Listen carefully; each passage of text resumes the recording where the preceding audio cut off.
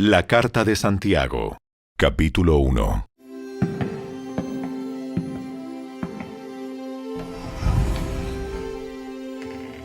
Yo, Santiago, esclavo de Dios y del Señor Jesucristo, escribo esta carta a las 12 tribus, los creyentes judíos que están dispersos por el mundo. Reciban mis saludos. Amados hermanos, cuando tengan que enfrentar cualquier tipo de problemas, considérenlo como un tiempo para alegrarse mucho, porque ustedes saben que siempre que se pone a prueba la fe, la constancia tiene una oportunidad para desarrollarse.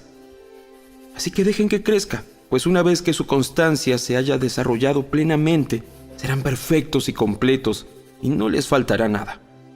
Si necesitan sabiduría, pídansela a nuestro generoso Dios, y Él se las dará, no los reprenderá por pedirla.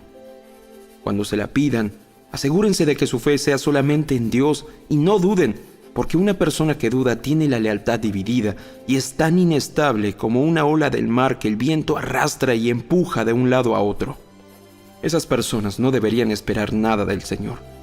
Su lealtad está dividida entre Dios y el mundo y son inestables en todo lo que hacen.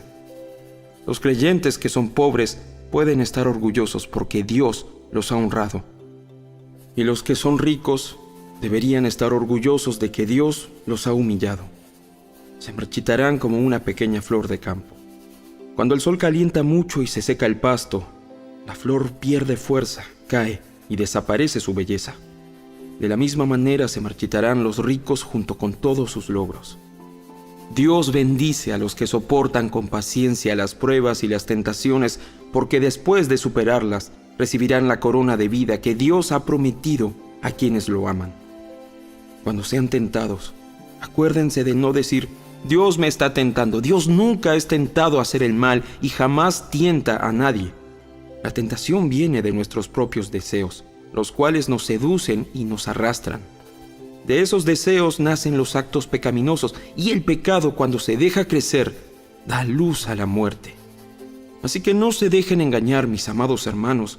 Todo lo que es bueno y perfecto es un regalo que desciende a nosotros de parte de Dios nuestro Padre, quien creó todas las luces de los cielos. Él nunca cambia ni varía como una sombra en movimiento. Él, por su propia voluntad, nos hizo nacer de nuevo por medio de la palabra de verdad que nos dio, y de toda la creación nosotros llegamos a ser su valiosa posesión. Mis amados hermanos, quiero que entiendan lo siguiente. Todos ustedes deben ser rápidos para escuchar, lentos para hablar y lentos para enojarse. El enojo humano no produce la rectitud que Dios desea. Así que quiten de su vida todo lo malo y lo sucio, y acepten con humildad la palabra que Dios les ha sembrado en el corazón, porque tiene el poder para salvar su alma. No solo escuchen la palabra de Dios, tienen que ponerla en práctica. De lo contrario, solamente se engañan a sí mismos. Pues si escuchas la palabra pero no la obedeces, sería como ver tu cara en un espejo. Te ves a ti mismo, luego te alejas y te olvidas cómo eres.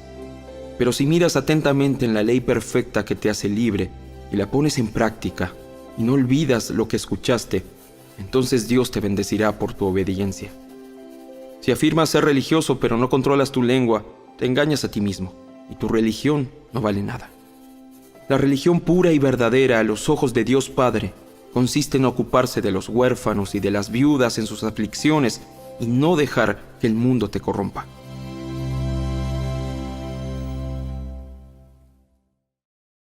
La Carta de Santiago, capítulo 2.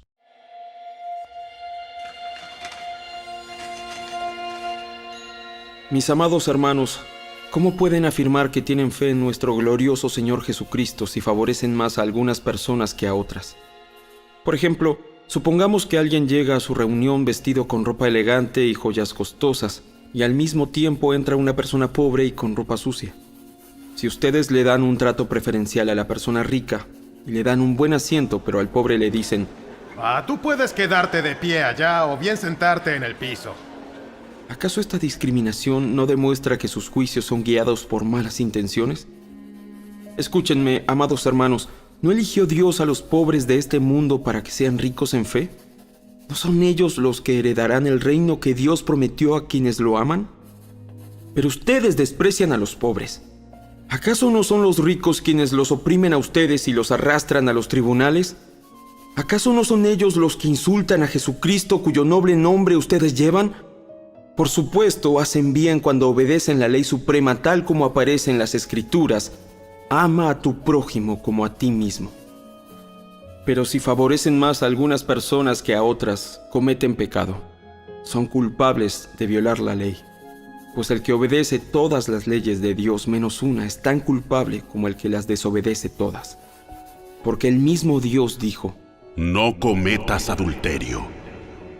También dijo: no cometas asesinato. así que si ustedes matan a alguien pero no cometen adulterio, de todos modos han violado la ley. Entonces, en todo lo que digan y en todo lo que hagan, recuerden que serán juzgados por la ley que los hace libres. No habrá compasión para quienes no hayan tenido compasión de otros. Pero si ustedes han sido compasivos, Dios será misericordioso con ustedes cuando los juzgue. Amados hermanos, ¿de qué le sirve a uno decir que tiene fe si no lo demuestra con sus acciones? ¿Puede esa clase de fe salvar a alguien? Supónganse que ven a un hermano o a una hermana que no tiene que comer ni con qué vestirse, y uno de ustedes le dice: ¡Adiós! ¡Que tengas un buen día! Abrígate mucho y aliméntate bien. pero no le da ni alimento ni ropa. ¿Para qué le sirve? Como pueden ver, la fe por sí sola no es suficiente. A menos que produzca buenas acciones, está muerta y es inútil. Ahora bien, alguien podría argumentar: algunas personas tienen fe, otras buenas acciones.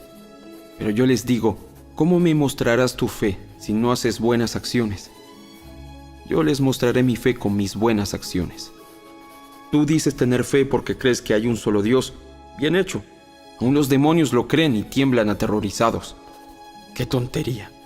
¿Acaso no te das cuenta de que la fe sin buenas acciones es inútil? ¿No recuerdas que nuestro antepasado Abraham fue declarado justo ante Dios por sus acciones cuando ofreció a su hijo Isaac sobre el altar? ¿Ya ves? Su fe y sus acciones actuaron en conjunto. Sus acciones hicieron que su fe fuera completa. Y así se cumplió lo que dicen las Escrituras. Abraham le creyó a Dios y Dios lo consideró justo debido a su fe. Incluso lo llamaron amigo de Dios. Como puedes ver, se nos declara justos a los ojos de Dios por lo que hacemos y no solo por la fe. Rahab, la prostituta, es otro ejemplo.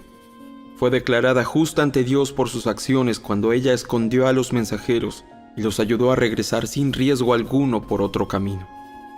Así como el cuerpo sin aliento está muerto, así también la fe sin buenas acciones está muerta.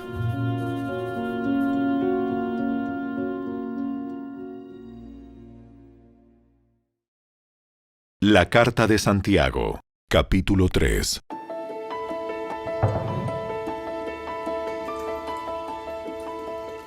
Amados hermanos, no muchos deberían llegar a ser maestros en la iglesia, porque los que enseñamos seremos juzgados de una manera más estricta. Es cierto que todos cometemos muchos errores, pues si pudiéramos dominar la lengua, seríamos perfectos, capaces de controlarnos en todo sentido. Podemos hacer que un caballo vaya a donde queramos si le ponemos un pequeño freno en la boca.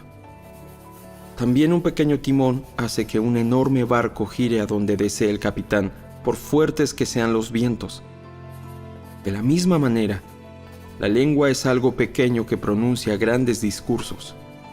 Así también una sola chispa puede incendiar todo un bosque. De todas las partes del cuerpo, la lengua es una llama de fuego. Es un mundo entero de maldad que corrompe todo el cuerpo. Puede incendiar toda la vida porque el infierno mismo la enciende. El ser humano puede domar toda clase de animales, aves, reptiles y peces, pero nadie puede domar la lengua. Es maligna e incansable, llena de veneno mortal. A veces alaba a nuestro Señor y Padre y otras veces maldice a quienes Dios creó a su propia imagen. Y así, la bendición y la maldición salen de la misma boca. Sin duda, hermanos míos, eso no está bien. ¿Acaso puede brotar de un mismo manantial agua dulce y agua amarga? ¿Acaso una higuera puede dar aceitunas o una vid higos? No. como tampoco puede uno sacar agua dulce de un manantial salado. Si ustedes son sabios y entienden los caminos de Dios, demuéstrenlo viviendo una vida honesta y haciendo buenas acciones con la humildad que proviene de la sabiduría. Pero si tienen envidias amargas y ambiciones egoístas en el corazón, no encubran la verdad con jactancias y mentiras, pues la envidia y el egoísmo no forman parte de la sabiduría que proviene de Dios. Dichas cosas son terrenales, puramente humanas y demoníacas, pues donde hay envidias y ambiciones egoístas, también habrá desorden y toda clase de maldad. Sin embargo, la sabiduría que proviene del cielo es, ante todo, pura y también ama la paz. Siempre es amable y dispuesta a ceder ante los demás. Está llena de compasión y del fruto de buenas acciones. No muestra favoritismo y siempre es sincera. Y los que procuran la paz sembrarán semillas de paz y recogerán una cosecha de justicia.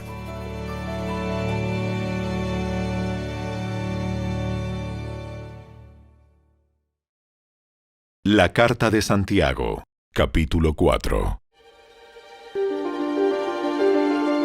¿Qué es lo que causa las disputas y las peleas entre ustedes? ¿Acaso no surgen de los malos deseos que combaten en su interior? Desean lo que no tienen, entonces traman y hasta matan para conseguirlo. Envidian lo que otros tienen, pero no pueden obtenerlo. Por eso luchan y les hacen la guerra para quitárselo. Sin embargo, no tienen lo que desean porque no se lo piden a Dios. Aun cuando se lo piden, tampoco lo reciben porque lo piden con malas intenciones. Desean solamente lo que les dará placer. Adúlteros, ¿no se dan cuenta de que la amistad con el mundo los convierte en enemigos de Dios? Lo repito, si alguien quiere ser amigo del mundo, se hace enemigo de Dios. ¿Acaso piensan que las Escrituras no significan nada?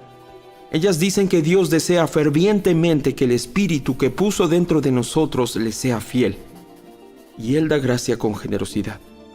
Como dicen las Escrituras, Dios se opone a los orgullosos, pero da gracia a los humildes. Así que humíllense delante de Dios, resistan al diablo, y Él huirá de ustedes. Acérquense a Dios, y Dios se acercará a ustedes. Lávense las manos, pecadores, purifiquen su corazón, porque su lealtad está dividida entre Dios y el mundo. Derramen lágrimas por lo que han hecho. Que haya lamento y profundo dolor. Que haya llanto en lugar de risa y tristeza en lugar de alegría. Humíllense delante del Señor, y Él los levantará con honor. Amados hermanos, no hablen mal los unos de los otros. Si se critican y se juzgan entre ustedes, entonces critican y juzgan la ley de Dios. En cambio, les corresponde obedecer la ley, no hacer la función de jueces. Solo Dios, quien ha dado la ley, es el juez. Solamente Él tiene el poder para salvar o destruir. Entonces, ¿qué derecho tienes tú para juzgar a tu prójimo? Presten atención, ustedes que dicen, hoy o mañana iremos a tal o cual ciudad y nos quedaremos un año. Haremos negocios allí y ganaremos dinero. ¿Cómo saben qué será de su vida el día de mañana? La vida de ustedes es como la neblina del amanecer. Aparece un rato y luego se esfuma. Lo que deberían decir es, si el Señor quiere, viviremos y haremos esto o aquello. De lo contrario, están haciendo alarde de sus propios planes pretenciosos y semejante jactancia es maligna. Recuerden que es pecado saber lo que se debe hacer y luego no hacerlo.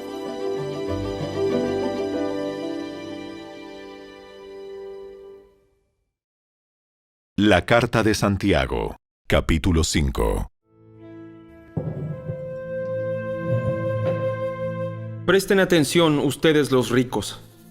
Lloren y giman con angustia por todas las calamidades que les esperan.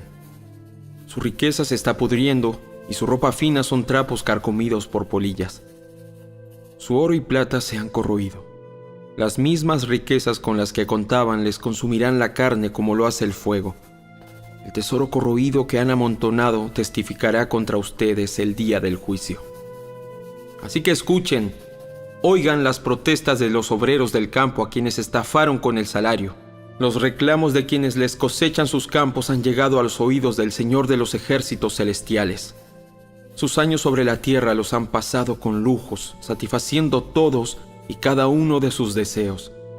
Se han dejado engordar para el día de la matanza. Han condenado y matado a personas inocentes que no ponían resistencia. Amados hermanos, tengan paciencia mientras esperan el regreso del Señor.